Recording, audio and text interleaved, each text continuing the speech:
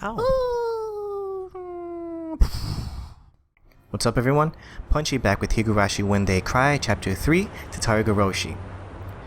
Let's see, last time we had a heart-to-heart talk with Coach in his car when he's driving us home because we just left Satoko at her house with her really douchebaggy uncle.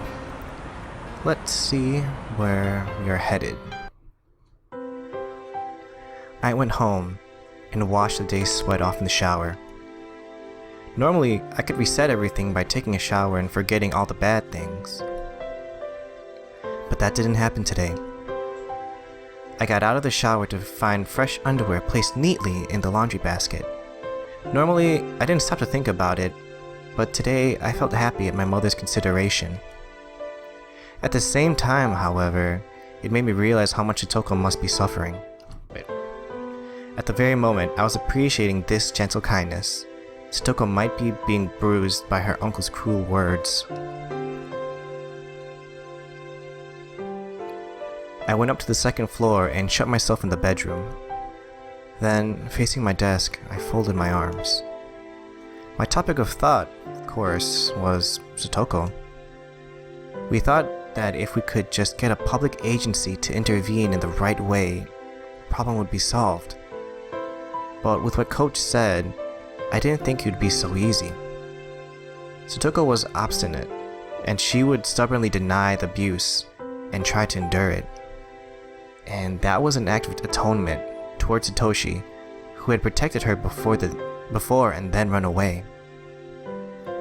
As long as she thought that way, the situation wouldn't be so simple. But earlier, before Coach, I made a clear declaration. If I thought Satoko was in danger, then I would do what I had to. In the end, that meant I was just going to wait and see too. Nevertheless, I thought I had drawn a clearer line than Coach or my friends had.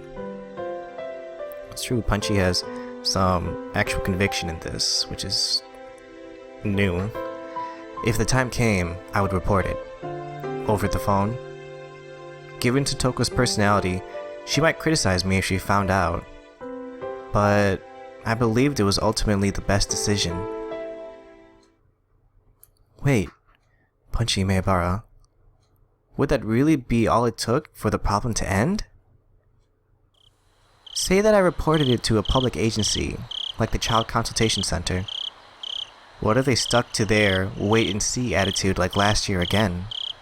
Last year, they decided to do just that, and the situation improved temporarily, but then the aunt, thinking herself a laughingstock, increased her tormenting in secret. In the end, things became more underhanded than before. This year, it was her uncle. I had just seen him for the first time today, but the man seemed much more direct, much more violent than the word underhanded could imply. He wasn't like their aunt. No, not that subtle. He was more direct. He might also assault her with punches and kicks. I mean, we saw the bruises on her already, right? That could easily be discerned from the bruises and such I saw on Satoko's body, right? Shit, you're too naive, Punchy Maebara. However heroic it may seem to report what was happening, if it doesn't save her, then it doesn't mean anything. Reporting things to a public agency was only one option, and leaving everything to them would be dangerous. We would need something more to guarantee Satoko's safety. I scratched madly at my head, thinking, then tilted it back, wanting at least a little bit of calm. The memories of angry arguing with my friends today came to mind. I was embarrassed that I hadn't realized it until Ren had said something. She was right. My house is big. Compared to all the houses with the straw-thatched roofs in Hinamazawa, it was really big and modern. We did actually have empty rooms. I've never thought that we were affluent, but also never that we were poor. I just didn't admit it because people would think I was arrogant. But maybe my family really is wealthy. You know, we never really thought about that, actually. Because most of the people there are like farm people, it seems like. Like, except for Okinomiya, which is more of a city. We had a few rooms we could lend to Satoko. The guest rooms are only in use when people related to my dad's job come and stay every once in a while. Plus, if we clean up a few of the rooms my dad uses for storage, they could work for her as well. As for food expenses, that might have been a more serious problem than a kid like me could imagine. Lunch every day would be manageable. All of our friends would just to bring a little bit more for lunch than they usually did. With everyone pecking at everyone else's food anyway, it would be manageable. For breakfast and dinner though, that would have to be up to Mom. I would need to convince her to lend Satoko more than just a room. Of course, I don't even think convincing her of that would be easy. Well, yeah, like Rena said, you're adopting a person, like you're adopting someone. It's not like adopting a pet where, although adopting a pet technically is actually pretty costly. You know, you have to give room, you have to give food, but most of all, Punchy, what he never thought about is he would need to talk to his parents about it because technically they would have to be adopting her. And that's not an easy process. About how much did it cost for one person to eat? How many tens of thousands of yen per month? They couldn't complain about it if I shouldered that, could they? They still could.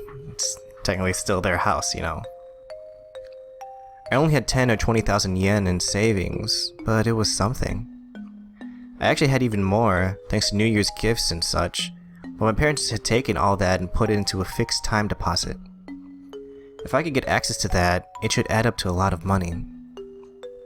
If I got that far, me and Rena would need to share some of the burden. Of course, that didn't seem like it would work. Rena got mad at me, didn't she? About how I shouldn't just shove responsibility onto others. I'd have to ask for help.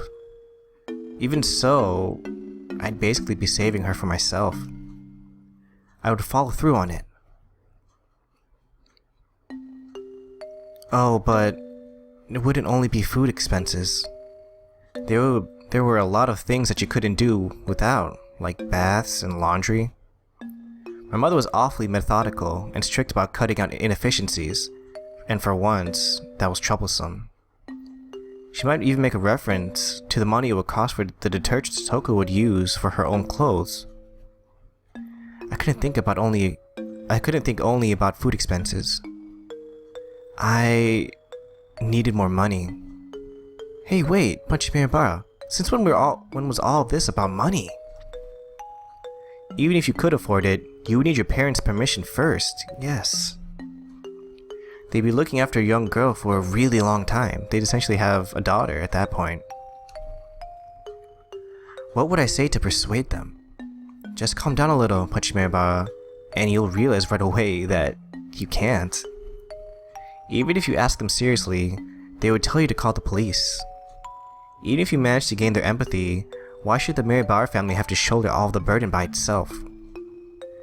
That's what would happen. That was it. It was very sad and frustrating, but no matter how much I wanted to help, my resolution alone couldn't save anything. Our kids, are they really this powerless? Fortunately, usually, yeah. I felt frustrated. I believed my feelings were stronger than anyone else's. I even thought they were stronger than Coach's. And, you know, Coach essentially has everything except for a partner, but he would still, even if he had a partner, I'm pretty sure he would still lose out if what Punchy says was true about Satoko's uncle. He's probably, you know, fairly crafty since they already hid the abuse in the first place. And yet, at that point, there were 2 knocks on my door, and Mom poked her head inside. Were you awake? I've been calling you for dinner for a while. Oh, yeah, I'm coming. As someone financially dependent on his parents, I shouldn't say this, but I just sat around doing nothing, and food suddenly appeared. It felt so natural to me that I'd shamelessly thought of it as the responsibility of the parent who gave birth to me. But when I realized that natural thing was actually a privilege, I came to realize just how hard it was to grant that privilege to others. Even the boring meal in front of me, no better than it ever was, had more meaning than that tonight. There was food for 3 on the table right now, for Dad, for Mom, and for me. I couldn't imagine how hard it would be to add another place at the table. Think, Punchy Maribara. If it was hard to make food for 4, then just think about how 4 people could eat food made for 3. Oh. My changed around the way I thought, and with that I began to consider an unthinkably bold plan. That's right. I didn't need to get my parents' permission. She should just live here in secret. I got upset when I found out a while ago, but if I remember right, if you climbed out of the window, then shimmy down the first floor roof or the gutter, you'd go in and out of the house directly from my room. Satoko's physical ability far surpassed my own, so it would be even easier for her. I hadn't even thought about it, but her living here secretly was actually a necessity. This is too bold, and this cannot go well at all. I'd only have to bring Satoko to my house when the public agency said they would wait and see. In other words, if Satoko's uncle continued to be her guardian. If, in such a situation, where it got out that she was here, her uncle would barge in and drag Satoko back with him. Her uncle was her rightful guardian, so my parents would hand her over without an argument, no doubt.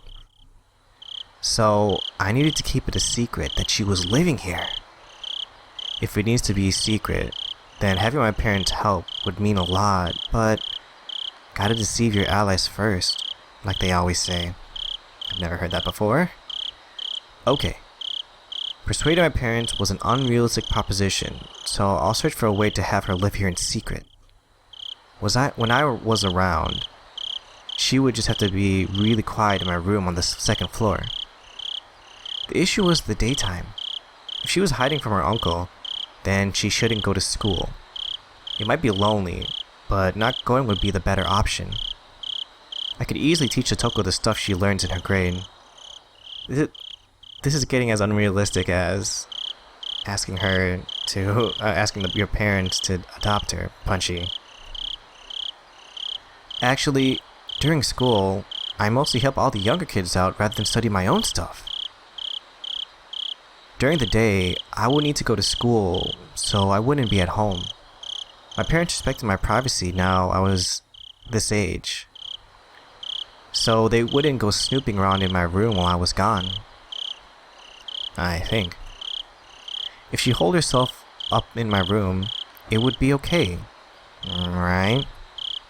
If my parents did come, thanks to where the 2nd floor was, she could hear their approach from the sound of them coming up the stairs.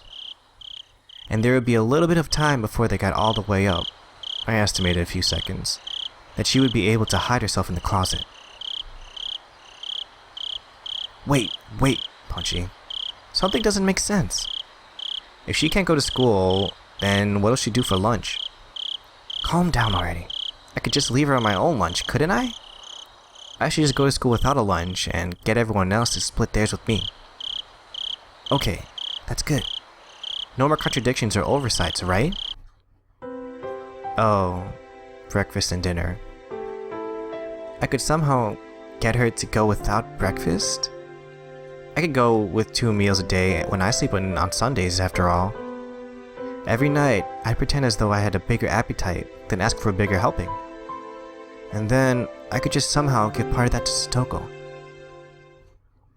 As a test, I stood up from my seat with a plate of fish in my hands. What's wrong, Punchy? Sit down and eat your food. Well, I'm kind of not in a good mood. Could I eat up in my room? You'll make a mess. Eat dinner at the dinner table. Sorry. Hey, wait. I only tried to take one plate of fish, and they ganged up on me? In reality, it was impossible for me to smuggle food away without my parents knowing about it. But it must have been worth taking the time to think about. There must be some trick, some method to avoid them realizing. Even if I can't think of one today, I might think of one tomorrow. My appetite was rapidly fading, so I finished early and went back to my room. I went back there and tried to think about it from Satoko's point of view. For example, let's say my parents were coming up the stairs right now. I've got to hide. I opened the closet. Clatter, clatter. It didn't open quietly. Hey, wait. Didn't it always open real smooth and quiet? Why was it suddenly doing this now?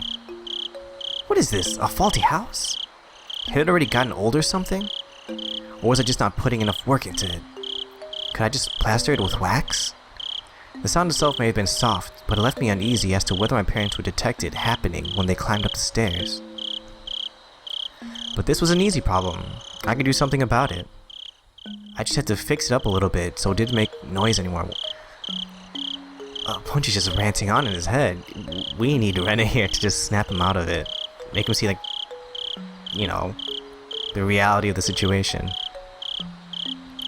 For now, I'll close myself in the closet as though I'd successfully hid.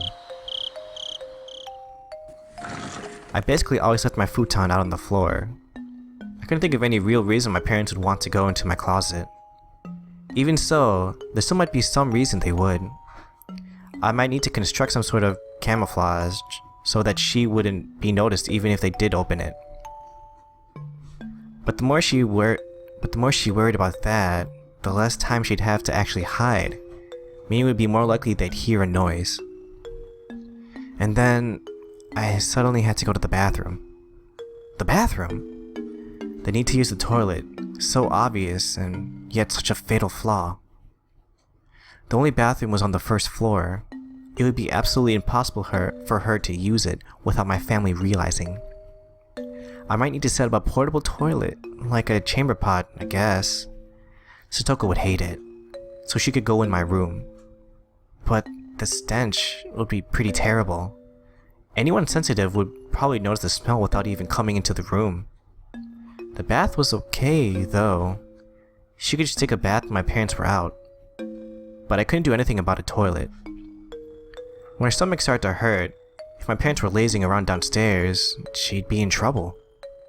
It was then that I noticed I'd been clawing at my head with both hands. I sat down in the dark closet with my knees against my chest. I buried my face in them and tore at my hair. The more I thought, the more contradictions popped up. The more I thought, the more things failed. The more I worried, the more I was reminded of how little power I actually had.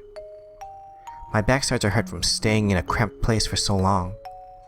But if I was to shelter Satoko, I would need to force her to feel this pain. To live in such a dark, narrow, suffocating place forever. But it would still be better than being abused by her uncle, or so I wanted to think. It got hard to breathe, so I gave in and crawled out of the closet. I looked at the clock, and to my surprise, it was 3:30 in the morning. It had felt like so little time, but it was so unbelievably long. When I realized that, I was slammed with a terrible urge to sleep as if the time had only just caught up with me. I didn't have enough strength to fight it, and I fell flat onto my futon. Shit, I can't just go to sleep like this.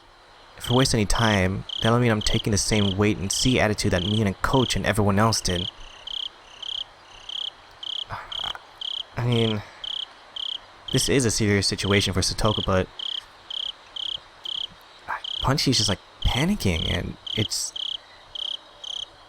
nothing that he's doing right now makes you feel like this is going to end up well, you know. I needed to keep worrying about how to rescue Satoko for a minute, or even a second longer than everyone else. Yes, it's like he's like made it into some sort of like contest, like I'm the one who worries most about Satoko, when it's kind of like quality over quantity, you know? It's nothing, he has no quality ideas. Isn't there a better way?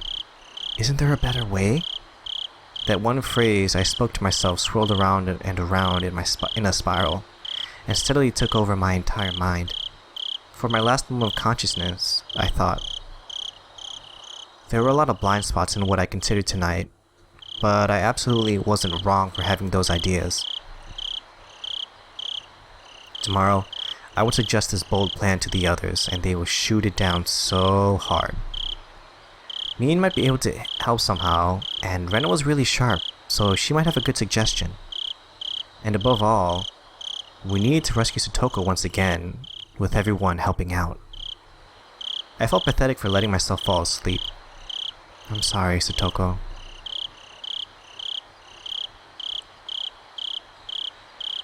Ugh.